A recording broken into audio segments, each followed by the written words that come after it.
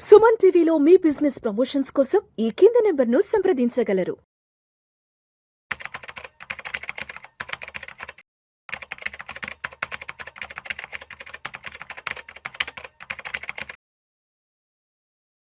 నమస్తే, welcome to Suman TV. Present మనతో పాటు ఉన్నారు AMFI registered mutual fund distributor Wealth Vegan నుండి సాయిరామ్ గారు. నమస్తే అండి. నమస్తే మేడం. సాయిరామ్ గారు, మనం ఒక్కసారి జెన్జీ గురించి మాట్లాడుకుంటే సోషల్ మీడియాలో ఎన్నో ట్రెండ్ అవుతూ ఉంటాయి ఇన్వెస్ట్మెంట్కి సంబంధించి. ఈ జెన్జీ ఏంటంటే కొంచెం ఉత్సాహంగా ఉంటారు కాబట్టి, ఎనర్జెటిక్గా ఉంటారు కాబట్టి దేంట్లో అయినా తొందరగా చేయాలి, మంచి రిటర్న్స్ రావాలని ఆలోచిస్తూ ఉంటారు. మరి వీళ్ళు చేసేటటువంటి ఫినాన్షియల్ మిస్టేక్స్ ఏంటి అని అంటే? సో ఈ లాస్ట్ 2 మంత్స్ నుంచి చూసుకుంటే కనుక మనకి జెన్జీ అనే వర్డ్ ఎక్కువగా పాపులర్ అయింది మేడం. సో అసలు జెన్జీ ఎవరంటే కనుక 1996 నుంచి 2012 మధ్య ఎవరైతే పుట్టారో వాళ్ళని జెన్జీ అంటారు. So generation Z. సో వీళ్ళకి ఏంటంటే ఇంటర్నెట్, స్మార్ట్ ఫోన్ యాక్సెస్ అనేది చాలా ఎక్కువగా ఉంటుంది when compare to previous generations. So మనం చూస్తే కూడా గ్రోత్ అనేది స్మార్ట్ ఫోన్, ఇంటర్నెట్ పెనిట్రేషన్ అనేది చూస్తే మోస్ట్లీ 2004 తర్వాత నుంచి ఎక్కువగా వచ్చింది. సో వీళ్ళు రావటం ఇంటర్నెట్ యాక్సెస్తోనే వచ్చారు చాలామంది. సో వీళ్ళకి స్మార్ట్ ఫోన్ యాక్సెస్ ఇవన్నీ ఉంటాయి కాబట్టి వీళ్ళు వేగంగా కంటెంట్ కన్జ్యూమ్షన్ చేశారు. అండ్ మనం చూసుకుంటే కనుక కోవిడ్ తర్వాత తెలుగు స్టేట్స్లో చూస్తే ఫైనాన్షియల్ అవేర్నెస్ చాలా పెరిగింది. అంతకుముందు చాలామంది ట్రెడిషనల్ ఇన్వెస్ట్మెంట్స్ వరకే ఫాలో అయ్యేవాళ్ళు. సో అంతకుముందు ఎవరైతే 20స్లో ఉండేవాళ్ళు, 22 జాబ్ జాయిన్ అయిన తర్వాత కూడా వాళ్ళ ఇన్వెస్ట్మెంట్ ప్యాటర్న్స్ ఎలా ఉన్నాయంటే బిఫోర్ కోవిడ్ ఒక ఎల్ఐసి పాలసీ తీసుకుందాం, ఒక ఆర్డీ తీసుకుందాం, ఒక స్థలం కొనుక్కుందాం, ఇలాంటి ట్రెడిషనల్ వాటిలో ఉండేది. సో ఈ కోవిడ్ తర్వాత అవేర్నెస్ బాగా వచ్చేసింది. సో వీళ్ళు ఏం చేస్తారంటే డిఫరెంట్గా స్టాక్ మార్కెట్లో ఇన్వెస్ట్ చేద్దాం, ఇంకొంచెం అగ్రెసివ్ రిస్క్ తీసుకుందాం అని చెప్పేసి డిఫరెంట్ ఇన్వెస్ట్మెంట్ ఆపర్చునిటీస్ని ఎవాల్యుయేట్ చేస్తున్నారు. అండ్ వీళ్ళకి చాలామంది చూస్తే కనుక 22 to 24 ఇయర్స్ మధ్యలోనే చాలామందికి జాబ్లో జాయిన్ అవుతున్నారు. అంటే చాలామందికి క్యాంపస్ ప్లేస్మెంట్లో కూడా లక్షల్లో జాబ్లు వస్తున్నాయి. ప్లేస్మెంట్స్ వస్తున్నాయి. శాలరీస్ కూడా స్టార్టింగ్ శాలరీస్ చాలా ఎక్కువ ఉన్నాయి. So I have a friend IIM కల్కటాలో he got 30 lakhs package. So it was 4 years back. వాళ్ళ నాన్నకి సైమల్టేనియస్లీ ప్యాకేజ్ వచ్చేసరికి 7 lakhs ఉంది. అంటే ఆల్మోస్ట్ 4 to 5 times డిఫరెన్స్తో వస్తుంది. అంటే వీళ్ళు ఏంటంటే చాలామంది ఎక్కువ ఎర్న్ చేసే వాళ్ళు కూడా ఉన్నారు, బట్ మిస్టేక్స్ కూడా వీళ్ళు చాలా ఎక్కువ చేస్తున్నారు. సో ఫైనాన్స్కి జెన్జీయా లేకపోతే ఓల్డ్ ఏజా దాంతో సంబంధం లేదు. సో కామన్ మిస్టేక్స్ అనేది ప్యాటర్న్ ఉంటుంది. సో ఫస్ట్ మిస్టేక్ ఏంటంటే చాలామంది ఏంటంటే జెన్జీ వాళ్ళు హెల్త్ ఇన్సూరెన్స్ అనేది డిపెండెంట్స్కి తీసుకోరు. వాళ్ళకి డిపెండెంట్స్కి ఆల్రెడీ కంపెనీ ఇన్సూరెన్స్ ఉంది కదా, మాకెందుకు సెపరేట్గా, ఏదైనా ఇష్యూ వస్తే కంపెనీ పాలసీ వాడతారు. బట్ కంపెనీ పాలసీ 5 లక్షలు ఇస్తుంది. బట్ ఏదైనా హెల్త్ ఇష్యూ వస్తే చాలా ఖర్చు అవుతుంది. అంటే కంపెనీ హెల్త్ పాలసీస్ చూస్తే కనుక గత 10 ఏళ్ళ నుంచి వాళ్ళు పెద్దగా పెంచట్లేదు. సో అదే కవరేజ్ వస్తుంది. ఈవెన్ కొన్ని కంపెనీస్ నేను చూశాను, పెద్ద పెద్ద కంపెనీస్ 2 lakhs 3 lakhs ఇవ్వడం కూడా చూశాను కవరేజ్. సో వాళ్ళకి చాలు అనుకుంటున్నారు, బట్ మెడికల్ ఇన్ఫ్లేషన్ చాలా వేగంగా పెరిగిపోతుంది. ఈ రోజుల్లో నీ రీప్లేస్మెంట్ 5-6 లక్షలు అవుతుంది. హాస్పిటల్కి వెళ్ళాలంటేనే ఖర్చులు. ఈవెన్ నార్మల్గా డెంగీ ఫీవర్తో వచ్చి వెళ్ళినా కానీ 2 లక్షలు 3 లక్షలు బిల్ వేస్తున్నారు పెద్ద హాస్పిటల్స్. సో మనకి మెడికల్ కాస్ట్ అంతగా పెరుగుతున్నప్పుడు మన హెల్త్ ఇన్సూరెన్స్ మన ఓన్ తీసుకోవడం బెటర్. కంపెనీది ఉంది కదా అంటే రేపు కంపెనీ తీసేస్తే ఈరోజు అసలు లే ఆఫ్స్ టైం. సో అదొక మేజర్ మిస్టేక్. సెకండ్ వచ్చేసరికి ఎమర్జెన్సీ ఫండ్ పెట్టుకోకుండా ఉంటారు. Emergency fund. సో వచ్చిందంతా స్పెండింగ్స్ వీటికే చేస్తే కనుక రేపు ఏదైనా సిచ్యువేషన్లో మనకి మనీ అవసరమైతే ఏంటి, అప్పులు చేయాల్సి వస్తుంది. మీరు కనుక చూస్తే లోన్ యాప్స్లో ఎక్కువగా ఎవరు బాధితులు, జెన్జీ వాళ్ళు. ఎందుకంటే వాళ్ళకి మనీ వస్తుందని చెప్పేసి ఎక్కువ ఇంట్రెస్ట్లతో తీసుకుంటారు, తర్వాత కట్టలేక అది చాలా ఇబ్బంది పడతారు. అదే ఎమర్జెన్సీ ఫండ్ కనుక పెట్టుకొని ఉంటే కనుక ఎంత ఈజీగా ఉంటుంది. రేపు ఏదైనా సిచ్యువేషన్ మనకు అనుకూలంగా లేదు, లేదా సడన్గా మనకి మనీ అవసరమైంది, సో ఎమర్జెన్సీ ఫండ్ ఉంటే కనుక అది మనకి హెల్ప్ఫుల్ అవుతుంది. నెక్స్ట్ వచ్చేసరికి లైఫ్ స్టైల్ ఇన్ఫ్లేషన్.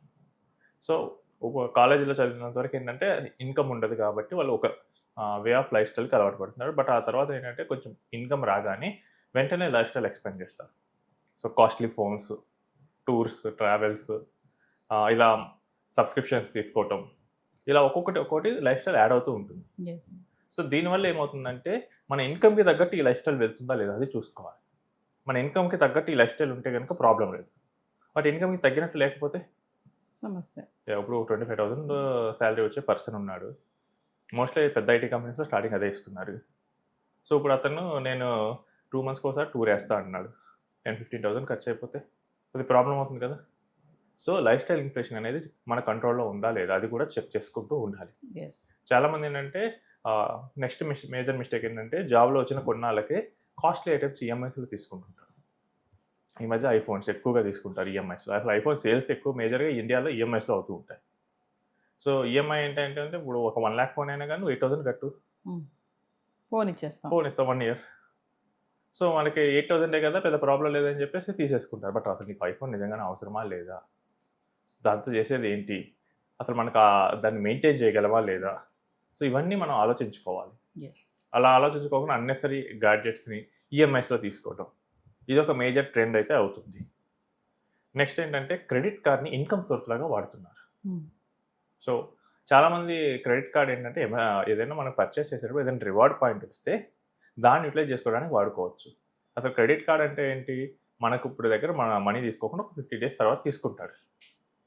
సో ఇప్పుడు కంట్రోల్ లేకుండా స్పెండ్ చేస్తే రేపు నీ ఇన్‌కమ్ ఎంత? నువ్వు ఎంత రీపే చేయగలవు? సో చాలామంది దగ్గర నేను జెన్‌జీయే కాకుండా మిలీనియల్స్‌తో కూడా నేను చూసింది ఏంటంటే ఫైనాన్షియల్ ప్లానింగ్‌లో క్రెడిట్ కార్డ్ దగ్గర ఎక్స్‌పెన్సెస్ దగ్గర వాళ్ళకి ట్రాక్ ఉండట్లేదు. ఎందుకంటే మామూలుగా మనం బ్యాంక్ అకౌంట్ నుంచి పే చేసేటప్పుడు అక్కడ అమౌంట్ ఎంతవరకు ఉందో అంతవరకే ఖర్చు అవుద్ది. యెస్. క్రెడిట్ కార్డ్ అలా కాదు. రివర్స్‌లో వెళ్తూ ఉంటది. ఒకవేళ క్రెడిట్ కార్డ్ ఏమైనా మనం పే చేయటంలో లేట్ అయింది. వాడు ఇంట్రెస్ట్ ఏస్తాడు. ఇంట్రెస్ట్ కూడా తక్కువ 3%, 4% పర్ మంత్ ఏస్తాడు. సో దేనికోసం? ఇది కూడా ఏంటంటే మనకు అన్‌వాంటెడ్ ఐటెమ్స్ మనం కొంటాం. అవసరం లేకపోయినా. యాహ్! అప్పుడు మనం ఎక్కువ ఇంట్రెస్ట్ అనేది పే చేస్తూ ఉంటాం. Yes. And next major mistake చేసేది ఏంటంటే comparing finances with friends and social media. So finance is always పర్సనల్‌గా ఉంటుంది. మీకు పర్సనల్ ఫైనాన్స్ అనేది మీకు ఒకలాగా ఉంటుంది. మీ ఫ్రెండ్‌కి వేరేలాగా ఉంటుంది. అండ్ మీ కొలీగ్‌కి వేరేలాగా ఉంటుంది. బట్ దీన్ని నేను ఎక్కువ ఇన్వెస్ట్‌మెంట్ చేశాను. ఇది కరెక్టా కాదా అని చెప్పేసి సోషల్ మీడియాలో కంపేర్ చేసుకోవటం, పక్కన వాళ్ళతో అడిగి కంపేర్ చేసుకోవడం ఇది ఒక మేజర్ మిస్టేక్. ఎవరి వాళ్ళ రిస్క్ ప్రొఫైల్ తగ్గట్టు ఒక్కొక్క ఇన్వెస్ట్‌మెంట్స్ అనేవి మారుతూ ఉంటాయి. ఉదాహరణకు నాకు ఆల్రెడీ ఒక 100,00,00,000 వస్తుంది అనుకున్నా. ఇప్పుడు నేను ఏం చేయకపోయినా కానీ నేను దాన్ని బ్యాంక్‌లో పెట్టుకున్నా కానీ ఇయర్లీ 6% వస్తే 6 crores వస్తది. యెస్. ఇప్పుడు నేను అంత అగ్రెసివ్‌గా వర్క్ చేయాల్సిన అవసరం ఉండదు. నేను కూడా సేవింగ్స్‌లో స్టాక్ మార్కెట్‌లో వాటిలో వీటిలో పెట్టాల్సిన అవసరం కూడా లేదు. ఎందుకంటే నాకు అంత హెవీ అసెట్స్ ఉన్నాయి. బట్ ఇమాజిన్ నాకు అసలు ఏమీ లేదనుకో. నేను జీరో నుంచి బిల్డ్ చేయాలి. ఇప్పుడు నాకు గ్రోత్ కావాలి. ఆల్రెడీ ఉన్నోడికేమో క్యాపిటల్ ప్రిజర్వేషన్. జీరో నుంచి స్టార్ట్ చేస్తే గ్రోత్ ఉండాలి. సో ఇప్పుడు ఇద్దరు సేమ్ చాలామంది నేను చూస్తుంది ఏంటంటే ఈ టాప్ కాలేజెస్ ఐఐటీస్ అండ్ ఐఐఎమ్స్‌లో కొంచెం మెరిట్ వాళ్ళు మాత్రమే ఉంటారు కాబట్టి ఈ మెరిట్‌లో అగైన్ పూర్ ఉండొచ్చు, రిచ్ ఉండొచ్చు. వీళ్ళిద్దరి మధ్య క్లాస్ డిఫరెన్స్ ఉంటుంది. సో వీళ్ళ ఫైనాన్షియల్ డెసిషన్స్ కూడా అవుట్‌పుట్ అనేది డిఫరెంట్‌గానే ఉంటుంది. బట్ అది కన్సిడర్ చేయకుండా వాళ్ళ బ్యాక్‌గ్రౌండ్ ఏంటని చేయకుండా ఇద్దరం ఒకే ఇన్వెస్ట్‌మెంట్ పెడదామంటే కరెక్ట్ అవుతుంది. యెస్. సో ఈ ఫైనాన్స్ అనేది పక్కన వాళ్ళతో పోల్చుకోవడం అనేది ఆపాలి. కంపారిజన్ ఆపాలి. యాహ్! యెస్. నెక్స్ట్ ఇంకొక మేజర్ మిస్టేక్ ఏంటంటే ఇది లేట్ 20స్‌లో చేస్తూ ఉంటారు. హౌస్ కొంటుంటారు. ఎర్లీ కెరియర్ స్టేజ్‌లో. అంటే జాబ్ రాగానే 1 or 2 ఇయర్స్‌లో చేసిన తర్వాత హౌస్ తీసుకుంటారు. Yes. This was the major financial mistake that Gen Z are doing. మీరు ఇప్పుడు ఈ రోజుల్లో హౌస్ ఏంటంటే ₹1,00,00,000 తక్కువగా హైదరాబాద్‌లో రావట్లేదండి. లేదు. సో ఇప్పుడు స్టార్టింగ్‌లోనే మీరు ఒక 80-90 లక్షల లోన్‌తో వెళ్తుంటే మీ నెక్స్ట్ 5-10 ఇయర్స్ ఆఫ్ ఇన్‌కమ్ మొత్తం దీన్ని రీపే చేయడానికి మీరు స్పెండ్ చేస్తారు. సో అన్‌వాంటెడ్ బర్డెన్ అనేది స్టార్టింగ్‌లోనే మీరు వేసుకుంటున్నారు. యెస్. అండ్ ఇప్పుడు ప్రెజెంట్ లే ఆఫ్స్ టైం వచ్చింది. ఏఐ వచ్చింది. ఏఐ చాలా ఎంట్రీ లెవెల్ జాబ్స్‌ని ఇంపాక్ట్ చేసింది. అండ్ ఈవెన్ సాఫ్ట్‌వేర్ రంగంలో కూడా కోడ్ రాస్తాను అంటే కనుక వాళ్ళకి వాల్యూ లేదు. ఒకప్పుడు నేను కోడ్ బాగా రాస్తాను అంటే they have very good value. పెద్ద పెద్ద ప్యాకేజ్ ఇచ్చేవాళ్ళు. ఇప్పుడు అది చాట్‌జీపీటీ చేస్తది. అది క్లాడ్ చేస్తది. సో వీళ్ళకి వాల్యూ లేదు. ఇంకా ఎక్స్ట్రా అడిషనల్ వాల్యూ తీసుకోవాల్సి వస్తుంది. సో ఒక బేసిక్ లెవెల్ ఆఫ్ జాబ్స్ అనేది ఏఐ రీప్లేస్ చేస్తూ ఉంది. సో ఇలాంటి టైంలో మీరు పెద్ద పెద్ద లోన్స్ తీసుకుంటే ఇప్పుడు ఈ రోజుకి బేసిక్ లెవెల్ తీసేది రేపు ఇంకా అడ్వాన్స్ అయ్యి నెక్స్ట్ లెవెల్ కూడా అదే హ్యాండిల్ చేసేస్తే యెస్. ఇబ్బందులు. సో ఇబ్బంది పడాల్సి వస్తుంది. సో ఇలాంటి టైంలో మనం ఏంటంటే హౌస్ లాంటి పెద్ద పెద్ద పర్చేసెస్ అన్నీ బ్యాకప్ ప్లాన్ కరెక్ట్‌గా ఉందా లేదా ఇవన్నీ చూసుకొని మనం వెళ్ళాలి. ఈ స్టార్టింగ్‌లోనే గనక మనం వెళ్తే గనక రేపు ఏదైనా సిచ్యువేషన్ కొంచెం రివర్స్ అయినా కానీ మనం చాలా ఇబ్బంది పడాల్సి వస్తుంది. పేరెంట్స్‌కి తెలీదు. వాళ్ళేంటంటే వాళ్ళు పీర్ ప్రెషర్‌తో ఓకే వాడు కొన్నాడు, వీడు కొన్నాడు నువ్వెందుకు కొనవు అని అంటారు. బట్ మన ఫైనాన్సెస్ రేపు ఇబ్బంది పడితే ఫస్ట్ ఇమ్మీడియేట్‌గా ఎఫెక్ట్ అయ్యేది మనం. Yes. సో మనం ఒకసారి ప్రొఫెషనల్‌గా కన్సల్ట్ అయ్యి నాకు ఎలిజిబిలిటీ ఉందా లేదా? నాకు 5 గోల్స్ ఉంటాయి. బట్ అందులో నాకు రిసోర్సెస్ కేవలం 2 గోల్స్ మాత్రమే సాటిస్ఫై చేసేటట్టుంటే ఎస్. సో నేను అన్నిటిని తీసుకోలేను. ఇప్పుడు నాకు హౌస్ కొనాలనుకుంది. బట్ సైమల్టేనియస్‌లీ నాకు కార్ ఒక డీసెంట్ కార్ తీసుకోవాలి. సో ఇప్పుడు ఈ రెండిట్లో ఏది ప్రయారిటీ నాకు? అండ్ మూడోది ఏంటంటే నా పేరెంట్స్‌కి ఊళ్ళో ఇల్లు కట్టించాలి. ఇక్కడ నేను సిటీలో ఇల్లు, పేరెంట్స్‌కి ఊళ్ళో ఇల్లు, నాకు ఇక్కడ ఒక కార్. బట్ నా దగ్గర ఉన్న రిసోర్సెస్ వీటిలో ఏదైనా ఒకదానికి మాత్రమే వెళ్ళగలను. వెళ్ళగలగాలి. ఎస్. దెన్ అప్పుడు నేను ఏదో ఒకటి ప్రయారిటీ తీసుకోవాలి. అలా కాకుండా ఓకే.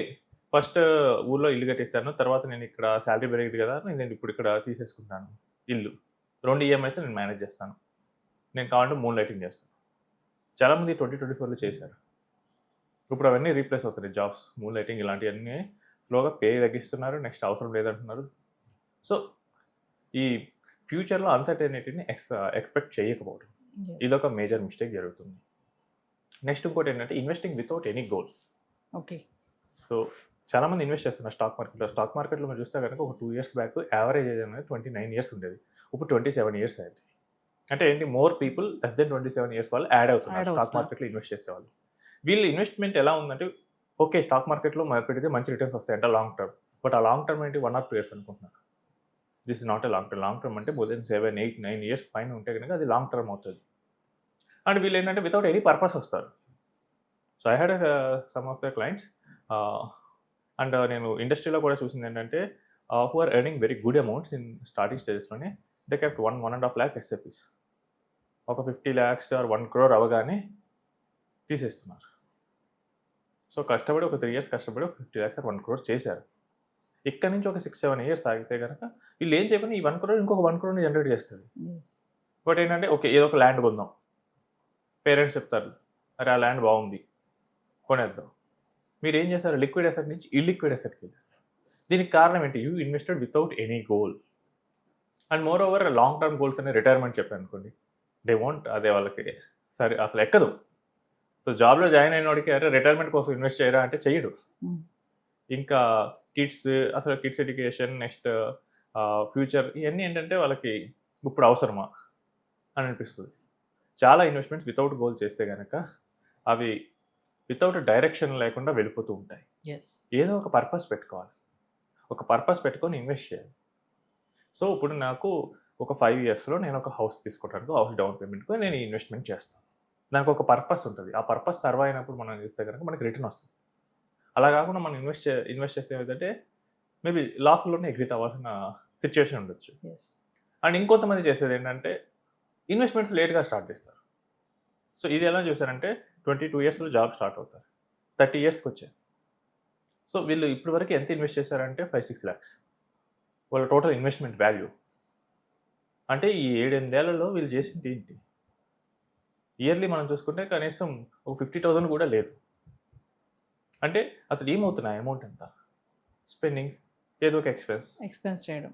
యా చాలామంది ఒక మూవీకి 2,000 స్పెండ్ చేయడానికి ఇష్టపడతారు. బట్ అదే 2,000 నీ ఫ్యూచర్ కోసం ఇన్వెస్ట్ చేసుకో. లేదంత ఎంతూసియాజం రాదు. And I had a friend 21 ఇయర్స్లోనే జాబ్ వచ్చింది. అండ్ ఆల్మోస్ట్ ఒక 7 years he invested but not a meaningful amount. ఇప్పుడు మొత్తం కనుక పోర్ట్ఫోలియో చూసుకుంటే కనుక 6 lakhs ఉంది. అదే సైమల్టేనియస్లీ వాళ్ళ friends who invested meaningful amount 40 lakhs 50 lakhs ఉంది. ఇద్దరికీ సేమ్ ప్యాకేజెస్. కానీ మిగతా డబ్బులు ఏమయ్యాయి అంటే ఏమో ఖర్చులు. యా ఇప్పుడు చూడండి అదే 5-6 ఇయర్స్ మీనింగ్ఫుల్ అమౌంట్ ఇన్వెస్ట్ చేస్తుంటే కనుక కాంపౌండ్ ఉండేది ఎంత ఎఫెక్ట్ వస్తుంది. ఇక్కడ నుంచి నెక్స్ట్ 10 ఇయర్స్లో ఎంత వెల్త్ క్రియేట్ చేయగలరు ఈ కాంపౌండింగ్ ఈ అమౌంట్ కనుక ఇక్కడ మనకుంటే. దీన్ని మిస్ అవుతూ ఉంటారు. అంటే ఇన్వెస్ట్ చేస్తారు బట్ మీనింగ్ఫుల్ చేయరు. ఒకవేళ దాన్ని ప్రాపర్గా రివ్యూ చేసుకొని స్టెప్ అప్ చేసుకోరు. ఓకే నీ స్టార్టింగ్ జాబ్ ఒకవేళ 50,000 ఉంది, దానిలో నువ్వు ఒక 10,000 ఇన్వెస్ట్ చేస్తావు. 2 years తర్వాత నీకు 75,000 ఆర్ 80,000 జాబ్ వచ్చింది. నీకు సడన్గా 30,000 ఎక్స్పెన్సెస్ అయితే పెరగవు కదా. కొంత పార్ట్ ఇక్కడ ఎక్కువ ఇన్వెస్ట్ చేసుకోవచ్చు కదా. అలా చేసుకోకపోతే ఏదో ఒక ఎక్స్పెన్స్ అయిపోతుంది. నీకు ఈరోజు ఫోన్ కొనాలనిపిస్తుంది, నెక్స్ట్ రేపు మూవీకి వెళ్ళాలనిపిస్తుంది, నెక్స్ట్ ఇంకేదో చేయాలనిపిస్తుంది. ఒకసారి ఎక్స్పెన్స్ అయిందంటే కానీ అది మళ్ళీ రివర్స్ రాదు ఇక. సో మనం ఏదైనా ఫ్యూచర్లో ఒక సేవింగ్స్ చేయాలి అనుకుంటే కనుక ప్రాపర్ అమౌంట్స్లో పెట్టుకోవాలి. జెన్జీ అది మిస్ అవుతూ ఉంటారు. వాళ్ళు తెలుసుకునేసరికి వాళ్ళు 30sలోకి ఎంటర్ అవుతారు. ఇంకా అప్పుడు చేయాలంటారు. అప్పుడు ఏంటయ్యా విలువైన టైంని మనం కోల్పోయా. మనం దేన్నైనా సాధించవచ్చు కానీ కోల్పోయిన టైం మాత్రం మనకి రాదు. సో ఇవి మేజర్గా జెన్జీ చేసే financial mistakes. Yes. Thank you. Thanks.